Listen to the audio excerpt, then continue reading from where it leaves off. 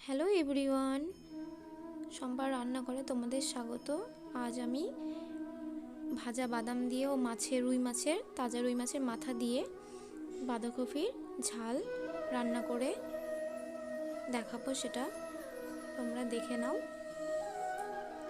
মাছের মাথাগুলো ভেজে নিয়েছি, সেটা তো দেখতেই পেলে। তারপর বাকি যে তেলটা ছিল তার ভেতরে কেটে রাখা আলুগুলো ভেজে নিচ্ছি।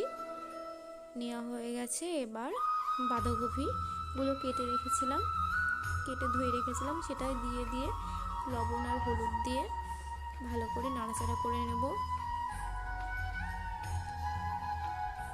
নাড়াচাড়া হয়ে গেলে তারপর আমি ঢাকা দিয়ে দেব একটা থালা দিয়ে। ভালোভাবে বাঁধাকপি আলুটা একটু সেদ্ধ হয়ে যাবে। তারপর আমি পাটায় অল্প একটু আদা, 5-6টা মতো লঙ্কা আর একটি এলাচ, গোটা জিরে এটা পাটায় বেটে নেওয়া হয়ে গেছে। তারপর ঢাকা খুলে নিচ্ছি। তারপর এবার নাড়াচাড়া করে নিয়ে বেটে রাখা মশলা দিয়ে দেব।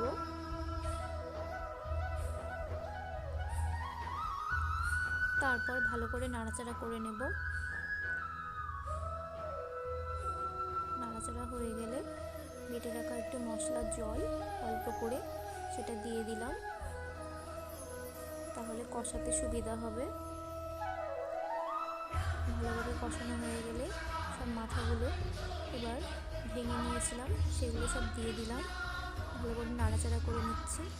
নামিয়ে নিয়েছি এবার বাঁধাকপিটা। তারপর কড়াইয়ে 5 ফোড়ন, শুকনো লঙ্কা, বাদামগুলো সব ভেজে নিয়ে বাঁধাকপিটা দিয়ে দিলাম।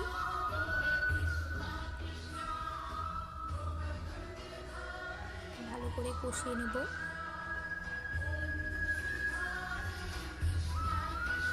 এই যে একটু চিনি দিয়ে দিলাম, তবে ভালো টেস্ট আসবে।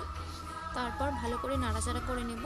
নাড়াচাড়া হয়ে গেলে এই যে বাঁধাকপি পুরো কমপ্লিট হয়ে গেছে। আমার চ্যানেলে সাবস্ক্রাইব করতে ভুলে যেও না, সাবস্ক্রাইব করে দিও।